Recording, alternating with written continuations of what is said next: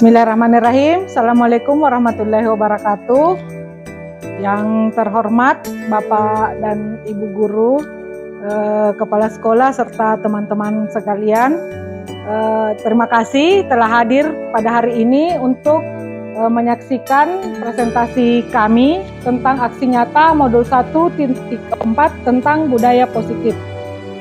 Adapun tujuan kegiatan aksi nyata kita kali ini yang pertama yaitu calon guru penggerak dapat menyampaikan pembelajaran dari penerapan konsep inti dari modul budaya positif serta pemahaman mereka mengenai konsep-konsep inti dalam modul budaya positif.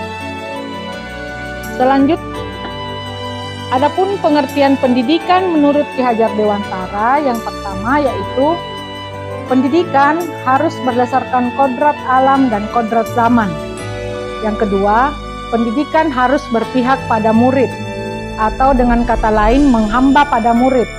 Yang ketiga, ada 3 semboyan Ki Hajar Dewantara, yaitu yang pertama, Ingarsa Sung Tulada, sebagai guru atau pendidik harus bisa menjadi teladan untuk semua peserta didik.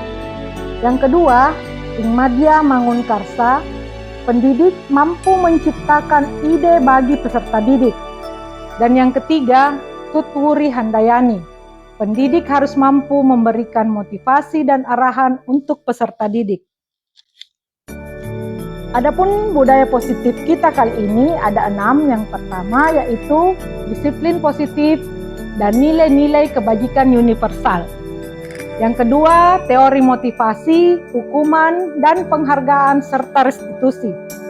Ketiga, keyakinan kelas. Keempat, kebutuhan dasar manusia dan dunia berkualitas.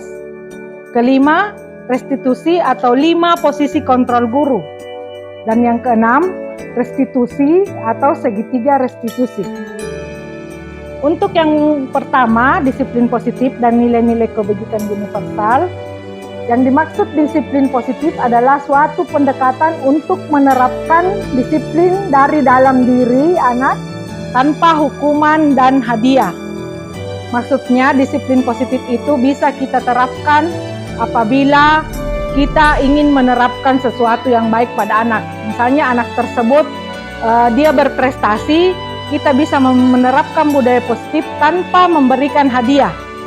Yang kedua, apabila anak mendapatkan atau melakukan pelanggaran, kita tidak boleh memberikan hukuman.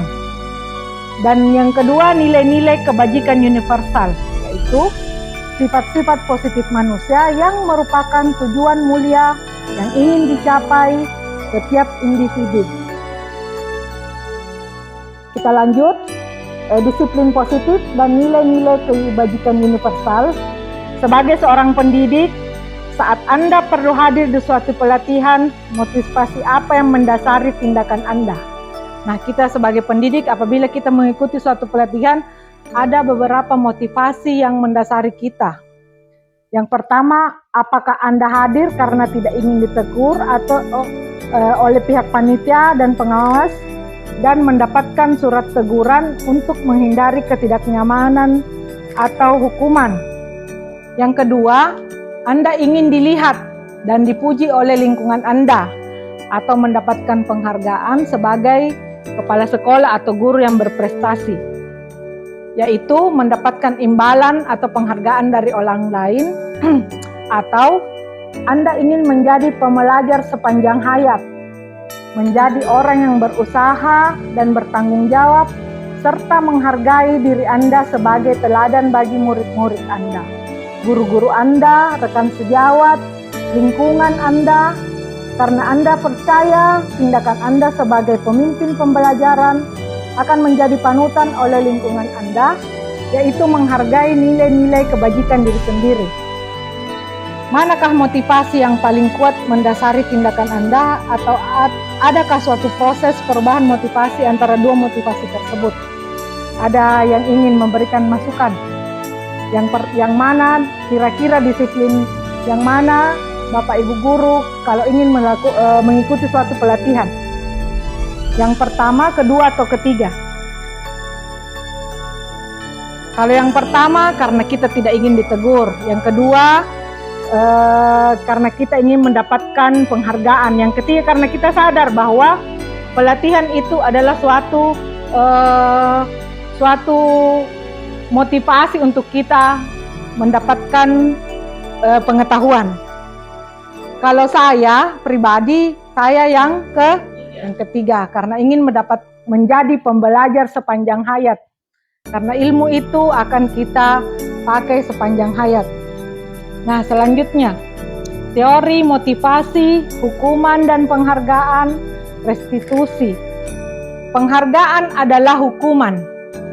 Kenapa saya bilang penghargaan adalah hukuman? Karena penghargaan memberikan pengaruh jangka pendek dan jangka panjang. Penghargaan bisa merusak hubungan, penghargaan bisa mengurangi ketepatan, penghargaan bisa menurunkan kualitas, dan penghargaan bisa mematikan kreativitas. Kenapa saya bilang demikian? Apabila ada anak kita yang berprestasi, kemudian kita selalu memberikan hadiah, di satu sisi bisa menimbulkan keiri hatian rekan-rekannya. Yang kedua, dia melakukan sesuatu tapi selalu ingin diberi hadiah, bukan lagi keinginan dari dalam dirinya. Itu makanya dikatakan penghargaan adalah hukuman. Hukuman apabila nanti di suatu saat tidak ada lagi hadiah yang kita berikan pada mereka, mereka tidak akan lagi melakukan sesuatu yang bermanfaat. Di sini bukan karena mereka melakukan sesuatu, bukan karena mereka sadar ingin berkembang, tapi semata-mata ingin mendapatkan hadiah dari kita. Jadi sebagai pendidik, memberikan penghargaan boleh saja, tapi kalau bisa jangan selalu berbentuk barang. Bisa berbentuk pujian atau apresiasi. Makanya dikatakan penghargaan adalah hukuman. Mulai dari sekarang, saya juga dulu berpendapat apabila ada anak-anak yang berprestasi, saya ingin memberikan hadiah. Tapi setelah mengikuti calon guru penggerak, saya sadar bahwa ternyata memberikan hadiah untuk anak-anak adalah suatu hukuman bagi mereka. Selanjutnya, ada 3 motivasi perilaku manusia, yaitu untuk menghindari ketidaknyamanan atau hukuman. Selanjutnya, untuk mendapatkan imbalan atau penghargaan dari orang lain, dan untuk menjadi orang yang mereka inginkan dan menghargai diri sendiri dengan nilai-nilai yang mereka percaya. Kita lanjut ke keyakinan kelas. Mengapa keyakinan kelas dan bukan peraturan kelas? Kenapa? Pertama, saya ingin mengajak teman-teman sekalian untuk membuat keyakinan kelas di kelas masing-masing. Kalau keyakinan kelas berarti itu disepakati bersama dengan murid-murid kita. Tapi kalau peraturan, kita yang membuat sendiri. Dan suatu saat nanti apabila murid-murid kita itu melanggar, kita akan merasa kecewa. Tapi kalau keyakinan kelas yang kita bentuk, suatu saat keyakinan kelas tersebut akan menjadi motivasi bagi mereka untuk berbuat yang lebih baik lagi. Kenapa bukan peraturan kelas? Karena kalau peraturan kelas ada konsekuensi untuk dilanggar. Namanya peraturan, ada konsekuensi untuk dilanggar. Tapi kalau keyakinan kelas, kita akan termotivasi untuk selalu mematuhi. Misalnya dalam kelas Bapak Ibu Guru, kita mengumpulkan anak-anak sekalian keyakinan kelas apa yang akan kita patuhi pada hari ini. Yang pertama misalnya dilarang membuang sampah sembarangan. Anak-anak kan pasti sepakat konsekuensinya apa kalau mereka melanggar. Dan konsekuensi itu harus juga mereka atau kita sepakati. Yang kedua, apabila ingin berbicara, mereka mengangkat tangan. Yang ketiga, apabila mereka ingin mengajukan, apabila teman mereka ingin berbicara atau sedang berbicara, yang lain diam. Itu adalah salah satu contoh keyakinan kelas yang bisa kita adopsi atau bisa kita terapkan di kelas kita masing-masing. Selanjutnya, keyakinan kelas. Untuk keyakinan kelas, mengapa kita memiliki peraturan tentang penggunaan helm pada saat mengendarai kendaraan roda 2 atau motor? Kemungkinan jawaban Anda adalah untuk keselamatan. Dan kedua, mengapa kita memiliki peraturan tentang penggunaan masker dan mencuci tangan setiap saat? Kemungkinan jawaban Anda adalah untuk kesehatan dan atau keselamatan. Itu adalah salah satu contoh keyakinan kelas. Saya ingin bertanya kepada teman-teman sekalian, siapakah orang-orang yang paling penting dalam hidup Anda? Ada orang yang paling penting dalam hidup Anda? Suami, ada lagi orang tua, ada lagi anak, saudara. Nah, kita semua memiliki masing-masing porsi yang penting dalam hidup kita. Nilai-nilai kebajikan apa yang terpenting dalam hidup kita? Ada yang bisa? Misalnya mandiri, apa dan sebagainya. Apa nilai-nilai kebajikan yang kita anggap penting dari dalam diri kita? Kebahagiaan, apalagi untuk teman-teman, nilai-nilai kebajikan yang terpenting dalam hidup kita. Nah, banyak nilai-nilai kebajikan. Kesehatan, mandiri, tanggung jawab, banyak nilai-nilai kebajikan yang terpenting dalam hidup kita. Yang ketiga, kalau Anda menjadi orang yang ideal, karakter atau sifat apa yang paling Anda inginkan pada diri Anda? Karakter apa? Apakah karakter menjadi apa dan sebagainya? Kalau ingin menjadi orang ideal menurut Anda, kita kan memandang orang itu ideal karena dia memiliki sifat tertentu, sifat begini, sifatnya baik atau bagaimana. Nah, kalau kita melihat dari dalam diri kita, sifat ideal apa yang bisa kita terapkan untuk kita? Karakter apa yang paling kita inginkan pada saat ini untuk diri kita? Karakter apa yang paling kita inginkan untuk diri kita? Apakah karakter kita ingin menjadi baik hati atau dan sebagainya? Ya, bisa menjadi guru yang baik atau lain sebagainya. Nah, untuk yang keempat, apa pencapaian Anda yang Anda sangat banggakan? Pencapaian Anda yang Anda sangat banggakan, apa saja itu? Pencapaian yang Anda sangat banggakan, ya? Menjadi apa? Misalnya menjadi guru yang berprestasi, menjadi menjadi ibu atau menjadi istri. Itu adalah salah satu pencapaian yang mungkin kita bisa tapi orang lain tidak bisa. Menjadi guru yang sangat disenangi oleh murid, itu adalah salah satu pencapaian yang luar biasa. Yang kelima, apa yang paling bermakna dalam hidup Anda? Apa yang paling bermakna dalam hidup Anda? Yang paling mempunyai makna dalam diri kita. Apakah ada suatu kejadian atau ada sesuatu dalam diri kita yang mempunyai makna yang paling penting? Ya, misalnya ada kejadian kita mendapatkan suatu penghargaan apa dan sebagainya. Mendapatkan sesuatu yang istimewa dari anak-anak, mendapatkan hadiah. Selanjutnya, kebutuhan dasar manusia. Seperti kita ketahui, kebutuhan dasar manusia itu ada 5. Yang pertama, bertahan hidup. Yang kedua, cinta dan kasih sayang. Yang ketiga, kesenangan, kebebasan, dan penguasaan. Untuk yang pertama, seperti kita ketahui bersama, masing-masing manusia atau makhluk hidup memiliki kemauan untuk memenuhi kebutuhan dasarnya. Setidaknya terdapat 5, seperti yang saya sebutkan tadi, yaitu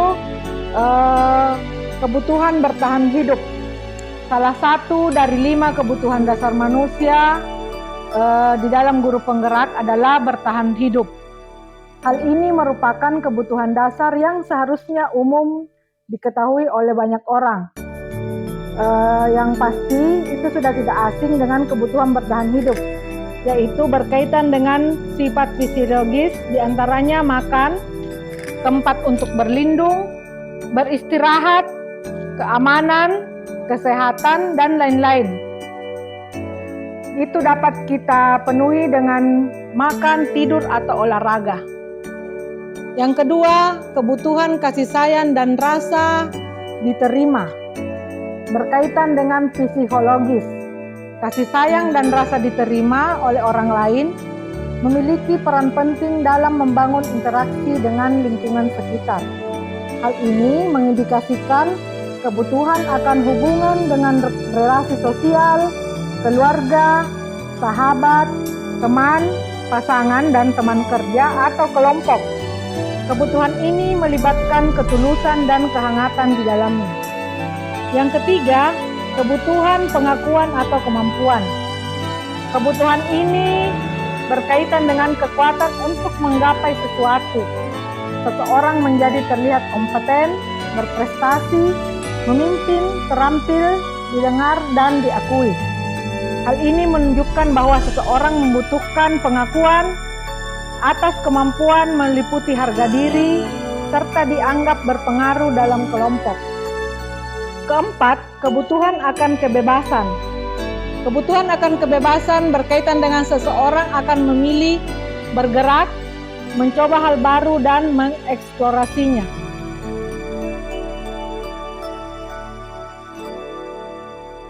Kebutuhan ini mengacu pada kebutuhan dasar manusia atau guru penggerak untuk mandiri, memiliki pilihan, mengembangkan daya lentur dan otonom, dan bisa memberikan ruang untuk merdeka. Dan yang terakhir, kebutuhan akan kesenangan. Setiap manusia memiliki kebutuhan untuk merasa senang, sehingga berupaya untuk mencari kesenangan. Merasa senang ditandai dengan perasaan gembira, antusiasme, dan tertawa. Biasanya, kebutuhan ini berkaitan dengan kesediaan akan tantangan, gurauan, dan pembelajaran yang bermakna. Itulah 5 kebutuhan manusia dalam guru penggerak yang memiliki ruang lingkup luas, dan manusia itu sendiri adalah sebagai makhluk hidup yang memiliki kebutuhan dasar yang sama dan diupayakan supaya terpenuhi sesuai dengan apa yang dilakukannya. Kita lanjut, selanjutnya posisi kontrol guru. Nah, di sini kita sebagai seorang guru itu memiliki 5 posisi kontrol. Yang pertama sebagai penghukum, kedua pembuat rasa bersalah, ketiga teman, keempat pemantau, kelima manajer. Mungkin teman-teman sekalian sudah tahu, dan ini pernah kita lakukan semua. Kita pernah melakukan sebagai penghukum, pembuat rasa bersalah, menjadi teman, menjadi pemantau, atau menjadi manajer. Manakah yang 5 ini yang paling tepat untuk kita dapatkan atau kita posisikan diri kita? Di sini saya akan menjelaskan yang pertama, posisi kontrol yang pertama yaitu sebagai penghukum. Nah, di sini penghukum, sebagai penghukum bisa menggunakan hukuman fisik maupun herbal. Kadangkala anak-anak kita yang membuat kesalahan, kita menghukum mereka secara fisik maupun verbal. Orang-orang yang menjalankan posisi penghukum senantiasa mengatakan bahwa sekolah memerlukan sistem atau alat yang dapat lebih menekan murid-murid lebih dalam lagi. Guru-guru yang menerapkan posisi penghukum akan berkata, "Patuhi aturan saya, awas." Nah, itu sering kita lakukan, bahkan saya pribadi bisa melakukan atau kadang mengucapkan hal tersebut. Kamu selalu saja salah. Itu adalah posisi kita sebagai penghukum. Yang ketiga, selalu, pasti yang terakhir selesai. Nah, itu. Guru seperti ini senantiasa percaya bahwa hanya ada satu cara untuk memberikan agar pembelajaran bisa berhasil, yaitu dengan cara kita. Dan untuk kedepannya, semoga kita bisa mengurangi hal-hal begitu, bahkan menghilangkannya. Ciri khas penghukum dengan nada suara tinggi. Mungkin kita semua, apalagi karena kita semua berada di sekolah dasar menghadapi anak-anak yang beragam. Kadangkala nada suara kita menjadi tinggi untuk apa? Untuk supaya bisa didengar oleh anak-anak kita. Misalnya kita akan mengatakan terlambat lagi, pasti terlambat lagi. Selalu datang terlambat. Kapan bisa tepat waktu? Nah, itu adalah posisi kita sebagai penghukum. Konsekuensi logis dari akibat penerapan peran kontrol sebagai penghukum adalah kemungkinan murid akan marah atau mendendam atau bersifat agresif. Bisa jadi sesudah kembali duduk, murid tersebut akan mencoret-coret bukunya atau meja tulisnya, bahkan yang lebih parah lagi. Karena kadangkala anak ada yang kita hukum, mereka bereaksi, ada juga yang diam. Kedua, posisi kontrol sebagai pembuat rasa bersalah. Ini juga kadang kita lakukan apabila anak melakukan kesalahan. Nah, artinya posisi ini biasanya kita akan sebagai guru atau sebagai orang tua akan bersuara lebih lembut, membuat rasa bersalah, akan menggunakan keheningan yang membuat orang lain merasa tidak nyaman. Misalnya, dia akan merasa rendah diri atau sangat bersalah. Kata-katanya, contohnya itu, ibu sangat kecewa dengan kamu. Itu adalah kata-kata yang bisa membuat murid kita itu memiliki rasa bersalah. Atau kita akan bilang, berapa kali ibu sudah memberitahu kamu? Bagaimana coba kalau orang tua kamu tahu bahwa kamu berbuat salah begini? Nah, itu adalah kata-kata yang bisa membuat anak-anak kita merasa bersalah. Posisi ini, murid akan memiliki penilaian diri yang buruk tentang diri mereka. Murid merasa tidak berharga dan telah mengecewakan orang-orang yang disayanginya. Ciri khas pembuat rasa bersalah dengan nada suara memelas, halus, bahasa tubuhnya akan merapat. Anak akan lesu, misalnya, "Nak, kamu ini bagaimana? Kamu sudah berjanji dengan ibu tidak akan terlambat lagi. Kenapa ya senang sekali mengejawabkan kami? Ibu benar-benar kecewa." Nah, itu adalah salah satu kata-kata untuk anak apabila kita menerapkan posisi kontrol sebagai pembuat rasa bersalah.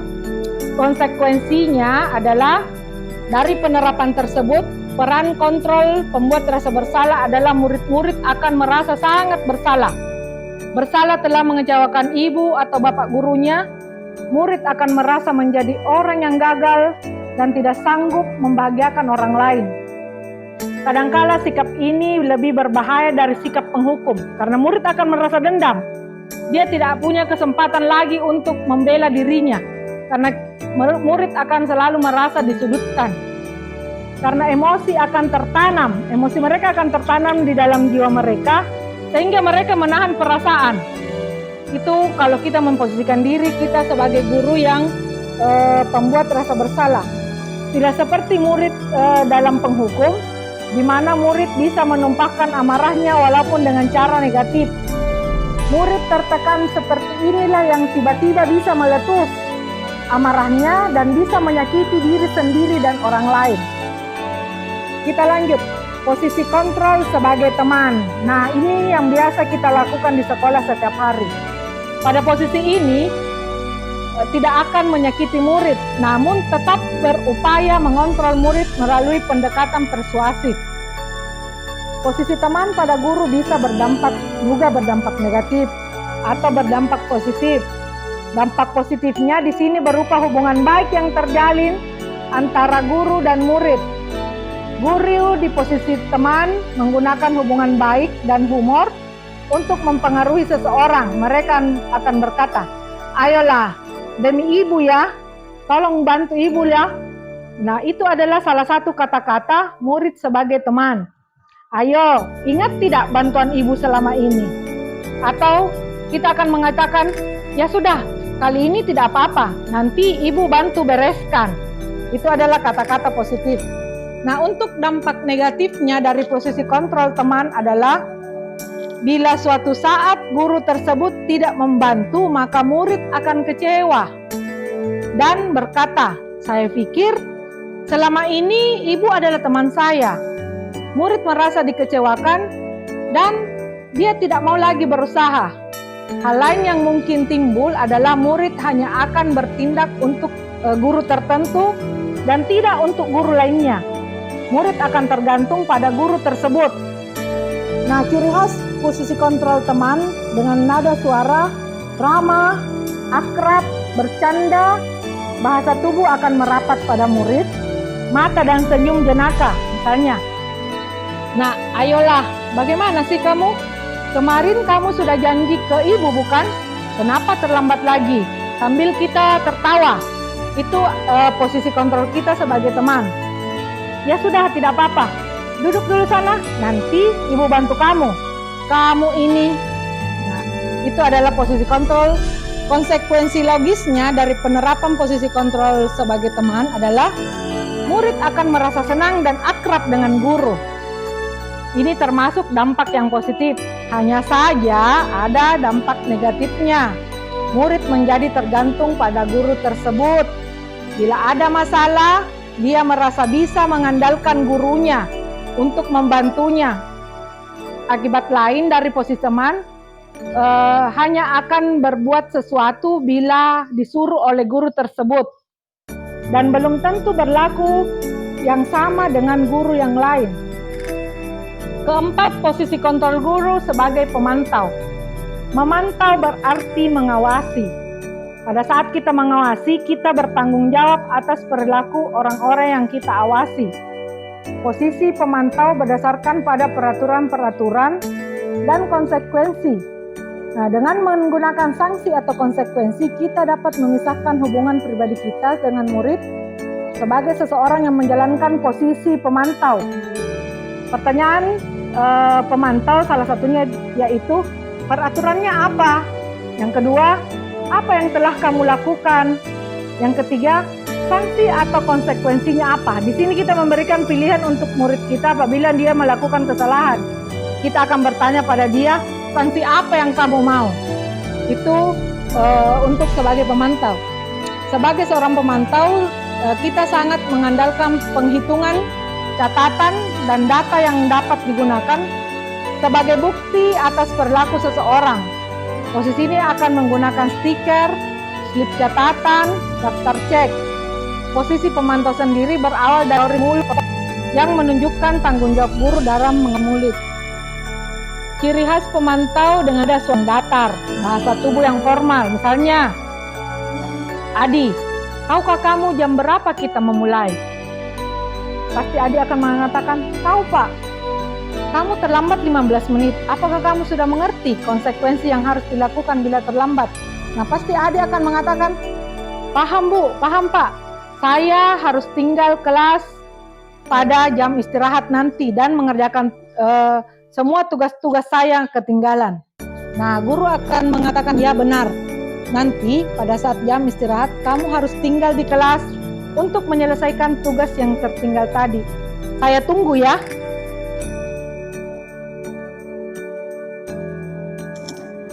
Nah, konsekuensi logis dari penerapan posisi kontrol pemantau adalah murid memahami konsekuensi yang harus dijalankan karena telah melanggar salah satu peraturan sekolah. Guru tidak menunjukkan suatu emosi yang berlebihan, menjadi marah, membuat merasa berbuat salah. Murid tetap dibuat menjadi tidak nyaman, yaitu dengan harus tinggal di kelas pada waktu jam istirahat dan mengerjakan tugas. Guru tetap harus memantau murid pada saat mengerjakan tugas di jam istirahat karena murid tidak bisa ditinggal seorang diri. Yang kelima, posisi kontrol sebagai manajer.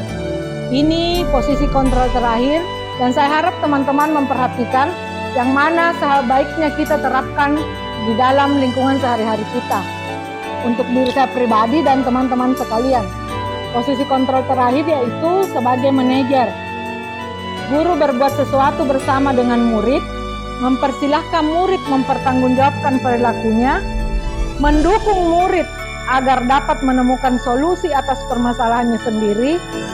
Seorang manajer telah memiliki keterampilan di posisi teman, di posisi pemantau, dan dengan demikian bisa jadi sewaktu-waktu tertentu kembali kepada kedua posisi tersebut bila diperlukan. Biarpun kita berada di posisi manajer, tapi melihat situasi, sewaktu-waktu kita bisa menjadi teman dan pemantau. Jadi kita tidak harus tinggal di posisi manajer saja.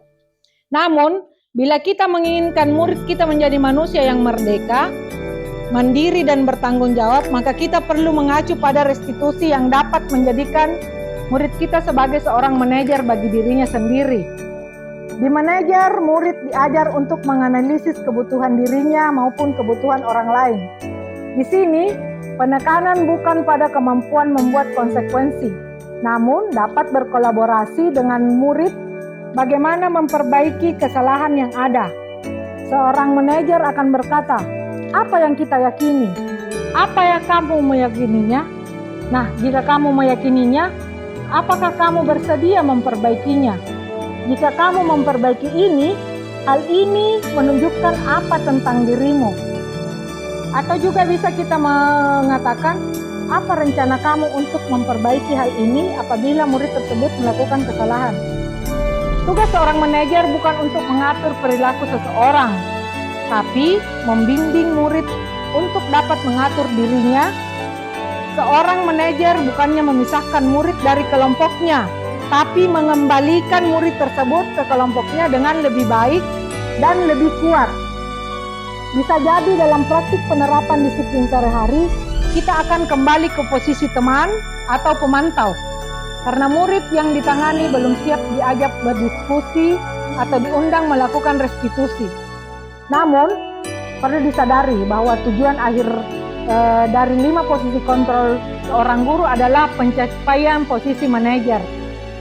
Di mana posisi inilah yang bisa membantu murid menjadi pribadi yang mandiri, merdeka dan bertanggung jawab atas segala perilaku dan sikapnya, yang pada akhirnya dapat menciptakan lingkungan yang positif, nyaman dan aman. Ciri khas posisi kontrol manajer adalah nada suaranya tulus, bahasa tubuh tidak kaku, mendekat ke murid. Misalnya, "Nak, apakah kamu mengetahui jam berapa sekolah dimulai?" "Tahu Pak, ini jam 7. "Ya, jadi kamu terlambat, kira-kira bagaimana kamu akan memperbaiki masalah ini?" Murid tersebut akan mengatakan, "Saya bisa menanyakan ke teman saya Pak untuk mengejar tugas-tugas yang tertinggal." Di posisi manajer, suara guru atau orang tua sebaiknya tulus. Tidak perlu marah, tidak perlu meninggikan suara, apalagi menunjuk-nunjuk jari ke murid. Nah, ini sering kita lakukan bersama. Kita harap kita semua bisa menjadi manajer untuk murid kita dan anak-anak kita di rumah. Apalagi menunjuk-nunjuk ke murid, berkaca pinggang atau bersikap seolah-olah menyesal.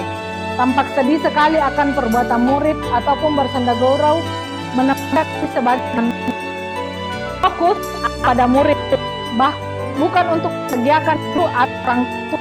Murid sudah mengetahui adanya masalah dan sesuatu perlu terjadi. Bila guru mengambil posisi pemantau, guru akan melihat apa saja konsekuensi dan apa peraturannya.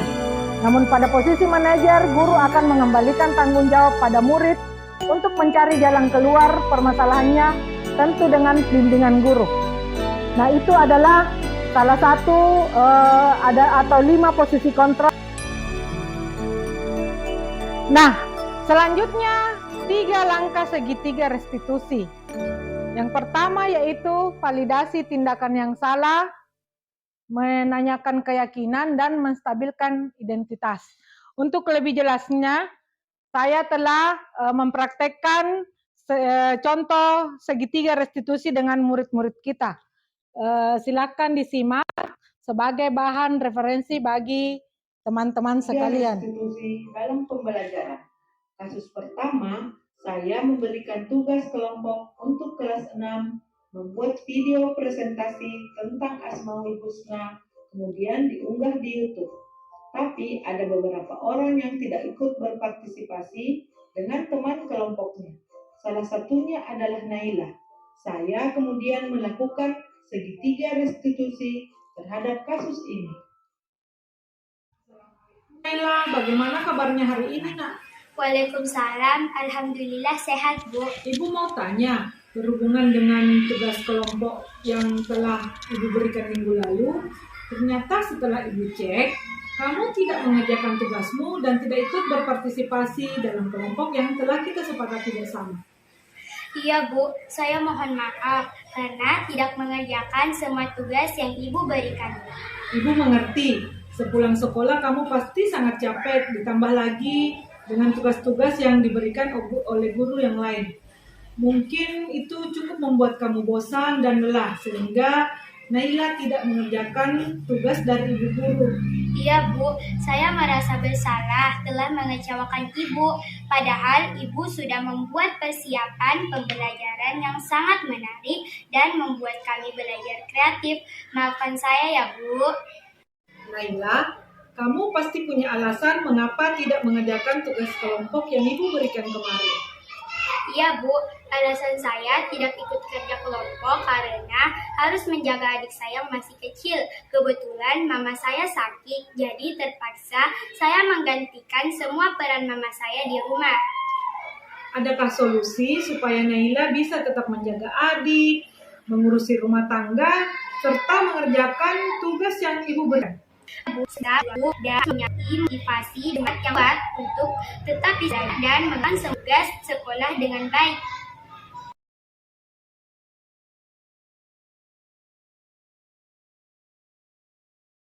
Naila masih ingat tidak waktu awal pembelajaran kita membuat keyakinan kelas bersama? Keyakinan kelas apa yang telah kita sepakati? Ingat Bu, keyakinan kelas bahwa setiap murid akan mengerjakan semua tugas pendidikan agama Islam tepat waktu. Bila ada kesulitan, bisa menghubungi Ibu Ratna atau ketua kelas. Jadi menurut Naila, kira-kira solusi apa yang bisa membuat Naila mengejar ketinggalan tugas yang ibu berikan? Kalau saya diberi kesempatan, tolong Ibu beri saya waktu untuk mengerjakan semua tugas yang belum ya Bu. Boleh Naila, silahkan. Kalau mau, Naila juga boleh meminta bantuan teman dekat atau teman yang bertetangga dengan Naila atau teman kelompok untuk membantu Naila mengerjakan tugas yang ibu berikan. Teman itu dianggap sebagai tutor sebaya. Bagaimana Naila? Apakah Naila setuju? Setuju Ibu, terima kasih atas kesempatannya. Saya tidak akan mengecewakan Ibu lagi. Sama-sama nak, terima kasih atas perhatiannya. Assalamualaikum Naila, bagaimana kabarnya hari ini nak? Waalaikumsalam, Alhamdulillah sehat Bu. Ibu mau tanya, berhubungan dengan tugas kelompok yang telah ibu berikan minggu lalu, ternyata setelah ibu cek, kamu tidak mengerjakan tugasmu dan tidak ikut berpartisipasi dalam kelompok yang telah kita sepakati bersama. Iya Bu, saya mohon maaf karena tidak mengerjakan semua tugas yang Ibu berikan. Ibu mengerti, sepulang sekolah kamu pasti sangat capek, ditambah lagi dengan tugas-tugas yang diberikan oleh guru yang lain. Mungkin itu cukup membuat kamu bosan dan lelah, sehingga Naila tidak mengerjakan tugas dari ibu guru. Iya Bu, saya merasa bersalah telah mengecewakan Ibu. Padahal Ibu sudah membuat persiapan pembelajaran yang sangat menarik dan membuat kami belajar kreatif. Maafkan saya ya Bu. Contoh kasus kedua penerapan segitiga restitusi. Hidayat Kahfa tidak mengikuti salat duhur berjamaah yang dilakukan setiap hari Selasa yang merupakan pembiasaan di sekolah. Dia pun tidak memberikan keterangan ketidakhadirannya. Pada hari Rabu, Kahfa dipanggil oleh gurunya untuk dimintai keterangan. Assalamualaikum Kahfa, bagaimana kabarnya hari ini nak? Salam. Ibu mau tanya, berhubungan dengan kegiatan kebiasaan kita kemarin di sekolah, kemarin kamu tidak ikut sholat duhur berjamaah ya? Ya Bu, maaf karena saya baru pulang setelah diajak oleh ibuku ke piknik di Kepira. Wah, pasti itu sangat menyenangkan. Ibu guru juga pasti akan senang sekali jika diajak piknik. Dan ibu sangat mengerti kemarin kamu tidak ikut sholat berjamaah karena dipanggil oleh ibu kamu untuk ke Pantai Bira. Ya Bu, saya merasa sangat bersalah telah mengecewakan Ibu. Maafkan saya ya Bu. Kahfa, apakah yang kamu lakukan menurut kamu itu sudah sesuai dengan aturan kita di sekolah? Tidak Bu, soalnya saya tidak ikut salat zuhur berjamaah tanpa izin. Adakah solusi supaya Kava tidak melanggar aturan yang telah kita sepakati? Ada Bu, saya harus minta izin terlebih dahulu apabila ingin meninggalkan sekolah sebelum kegiatan selesai. Kava, kamu masih ingat tidak dengan keyakinan sekolah kita, nak? Kira-kira keyakinan apa yang belum kamu terapkan? Ingat Bu, tertib mengikuti kegiatan sekolah. Nah, kira-kira apa yang bisa kamu lakukan agar kita bisa sama-sama menerapkan apa yang kita sudah yakini bersama? Saya meminta izin terlebih dahulu kepada ibu atau wali kelas Bu. Nah, berarti Kakak sudah paham bahwa kita harus tertib aturan sekolah ya? Ya Bu, insya Allah saya akan berusaha jadi tertib lagi.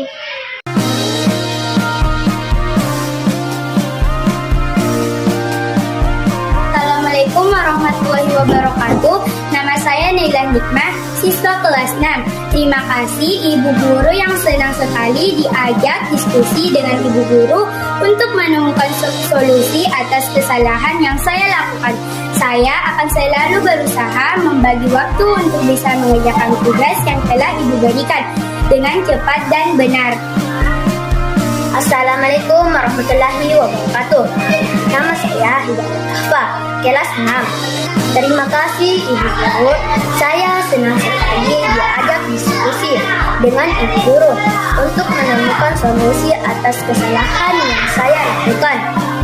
Saya akan selalu meminta izin apabila meninggalkan kegiatan sekolah lebih cepat. Sebagai kesimpulan dari segitiga restitusi kita kembali ke pengertiannya, yaitu segitiga restitusi adalah tahapan untuk memudahkan para guru dan orang tua dalam melakukan proses restitusi, yang diantaranya yang pertama yaitu menstabilkan identitas. Seperti video yang kita lihat tadi, bagian dasar dari segitiga bertujuan untuk mengubah identitas anak dari orang yang gagal karena melakukan kesalahan menjadi orang yang sukses. Anak yang melanggar peraturan kelas karena sedang mencari perhatian adalah anak yang sedang mengalami kegagalan. Dia mencoba untuk memenuhi kebutuhan dasarnya, namun ada benturan. Saat anak melakukan pelanggaran, kita sebagai guru harus menstabilkan identitas anak.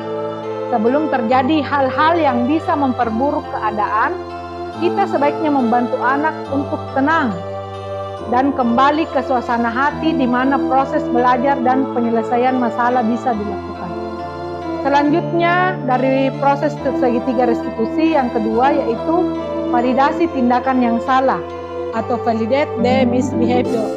Nah, semua tindakan manusia baik atau buruk pasti memiliki maksud atau tujuan tertentu dalam segitiga restitusi guru.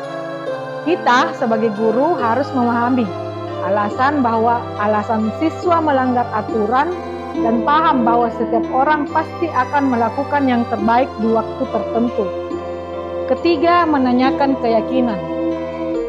Ketika identitas sukses telah tercapai langkah pertama dan tingkah laku yang salah telah divalidasi sebagai langkah kedua, maka anak akan siap untuk dihubungkan dengan nilai-nilai yang dia percaya dan berpindah menjadi orang yang dia inginkan.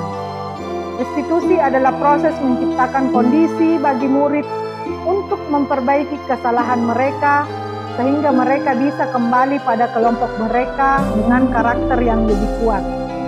Restitusi juga merupakan proses kolaboratif yang mengajarkan murid untuk mencari solusi untuk masalah mereka dan membantu murid berpikir tentang orang seperti apa yang mereka inginkan dan bagaimana mereka harus memperlakukan orang lain.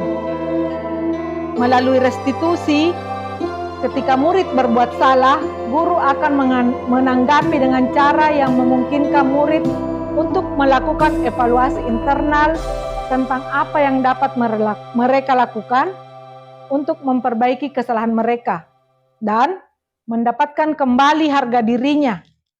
Restitusi menguntungkan korban, tetapi juga menguntungkan orang yang telah berbuat salah.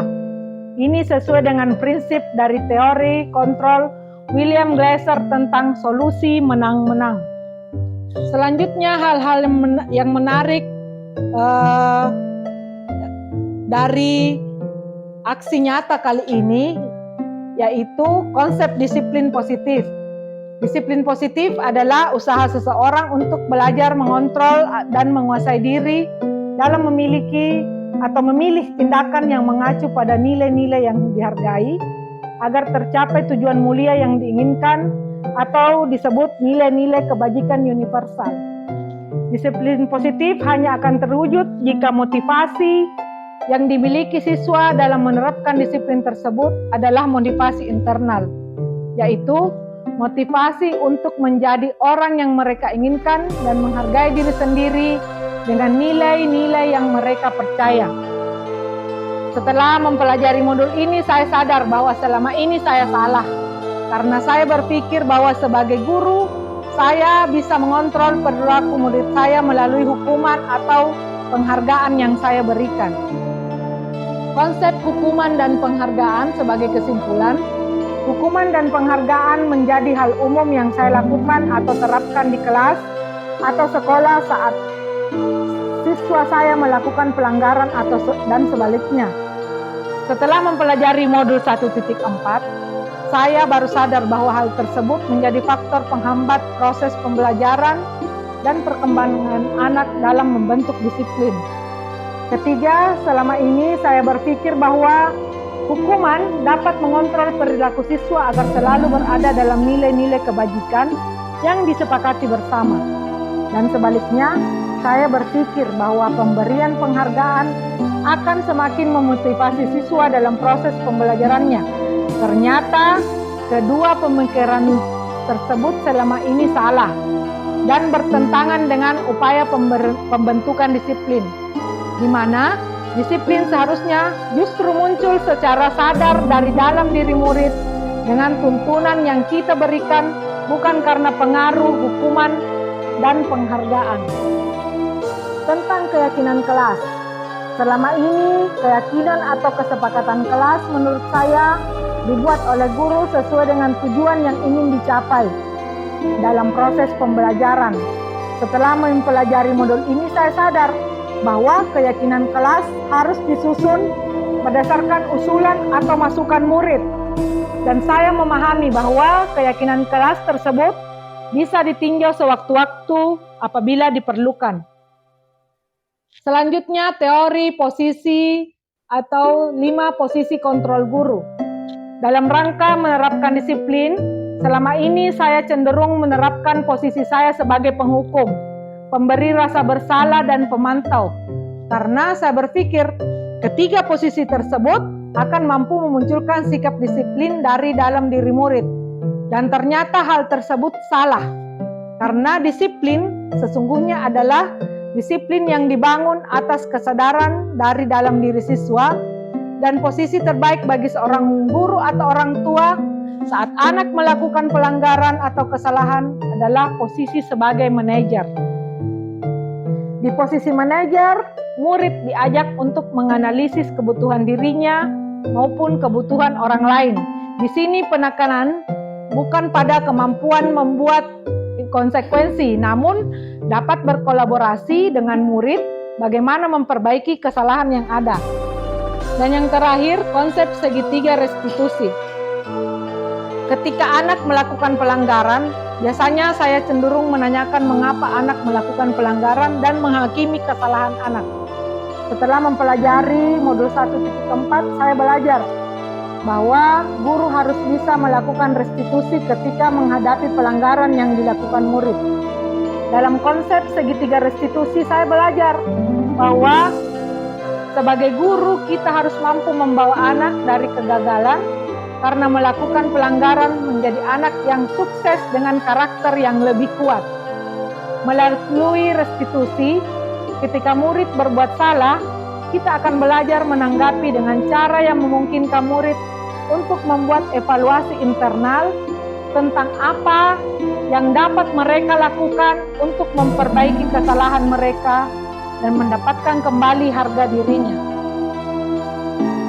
Nah, perubahan yang terjadi pada cara berpikir saya dalam menciptakan budaya positif di sekolah setelah mempelajari modul ini, motivasi terbaik anak dalam melaksanakan disiplin adalah motivasi internal dari dalam diri mereka. Tugas guru adalah menuntun anak agar anak mempunyai kesadaran atau kontrol diri terhadap perilakunya dan bertanggung jawab terhadap apa yang dilakukannya, karena anak mendasarkan tindakan mereka pada nilai-nilai kebajikan universal yang diyakini bukan karena faktor eksternal atau yang disebut hukuman dan penghargaan. Posisi kontrol terbaik seorang guru ketika mensikapi pelanggaran atau kesalahan anak adalah posisi sebagai manajer. Posisi manajer adalah posisi di mana guru berbuat sesuatu bersama dengan murid, mempersilahkan murid untuk mempertanggungjawabkan perilakunya, dan mendukung murid agar dapat menemukan solusi atas permasalahannya sendiri. Dan tindakan yang tepat dalam mensikapi kesalahan pelanggaran anak adalah dengan menggunakan tahapan segitiga restitusi. Nah, pengalaman yang pernah saya alami terkait penerapan konsep-konsep inti dalam modul budaya positif, yaitu saat saya memposisikan diri saya sebagai manajer dalam menerapkan segitiga restitusi terhadap pelanggaran yang dilakukan murid saya, yaitu yang pertama, tidak melaksanakan sholat berjamaah dan tidak mengerjakan tugas kelompok. Pengalaman ini menerapkan penyusunan kesepakatan atau keyakinan kelas bersama murid saya sebelum melakukan praktek sholat atau kegiatan pembiasaan sholat duhur berjamaah. Dan ketika mengalami hal tersebut, saya merasa nyaman, senang, tertantang, serta termotivasi agar dapat melakukan segitiga restitusi sesuai dengan teori yang ada. Hal ini karena saya sadar segitiga restitusi mampu membuat anak bangkit dari kesalahannya dan berupaya memperbaiki kesalahannya tersebut secara sadar melalui usulan tindakan perbaikan yang datang dari dirinya sendiri. Hal baik yang sudah saya lakukan selama ini yaitu saya sudah berusaha menjadi teladan bagi murid dalam menerapkan budaya positif di sekolah. Saya juga berusaha memposisikan diri saya sebagai manajer dan menerapkan segitiga restitusi. Dan yang perlu saya perbaiki yaitu pemberian motivasi setelah penerapan segitiga restitusi agar anak memiliki karakter yang lebih kuat setelah dirinya melakukan kesalahan dan berupaya memperbaikinya. Hal lain yang perlu saya perbaiki adalah saya harus merefleksi dan mengevaluasi diri apakah langkah-langkah yang saya lakukan sudah sesuai dengan langkah sebagai seorang manajer. Posisi kontrol saya sebelum mempelajari modul ini, saya sering sebagai penghukum, pembuat rasa bersalah, dan pemantau. Saat melaksanakan hal tersebut, saya berpikir bahwa tindakan saya benar, karena yang salah harus mendapatkan hukuman agar tidak mengulangi lagi kesalahannya. Tapi saya juga merasa bersalah dan tidak nyaman, karena saya tahu hukuman tersebut tentunya membuat anak merasa tidak nyaman, menyakiti dan membuat malu anak tersebut. Dan setelah mempelajari modul ini, posisi kontrol saya gunakan dalam mensikapi kesalahan adalah sebagai seorang manajer. Ketika mengalami hal tersebut, saya merasa nyaman, senang, tertantang, dan termotivasi karena mampu membuat anak bangkit dari kesalahannya dan berupaya memperbaiki kesalahannya tersebut dengan cara sadar melalui usulan tindakan perbaikan yang datang dari dirinya sendiri. Penerapan restitusi sebelum memahami modul, sebelum mempelajari modul dari modul 1.4, saya pernah menerapkan tahapan dari segitiga restitusi, yaitu menstabilkan identitas, dan tahapan kedua, validasi tindakan yang salah. Saya mempraktekkannya dengan memberikan beberapa pertanyaan yang ternyata sesuai dengan kedua tahapan tersebut dalam segitiga restitusi. Hal-hal yang penting menurut saya dalam untuk dipelajari dalam proses menciptakan budaya positif baik di lingkungan kelas maupun di sekolah, yaitu kerjasama, kolaborasi, dan komunikasi efektif antara guru, tenaga kependidikan, orang tua, dan masyarakat sekitar dalam upaya menunjukkan budaya positif di lingkungan sekolah dan kelas. Yang kedua, pembiasaan pelaksanaan ajaran agama yang diyakini murid sehingga akan semakin mempermudah terciptanya budaya positif di sekolah. Seperti yang sudah kita lakukan selama ini, pembiasaan sholat berjamaah, sholat duha, dan pembiasaan mencium tangan guru sebelum masuk ke kelas itu harus kita terus jaga dan pelihara, harus terus kita lakukan setiap hari. Penerapan literasi Al-Quran juga harus kita lakukan setiap hari supaya tercipta budaya positif di sekolah kita. Mengevaluasi secara berkala terhadap pelaksanaan budaya positif di kelas dan di sekolah. Pembuatan slogan-slogan terkait budaya positif di area kelas atau lingkungan sekolah sebagai upaya untuk mengingatkan, menanamkan budaya positif dari dalam diri siswa.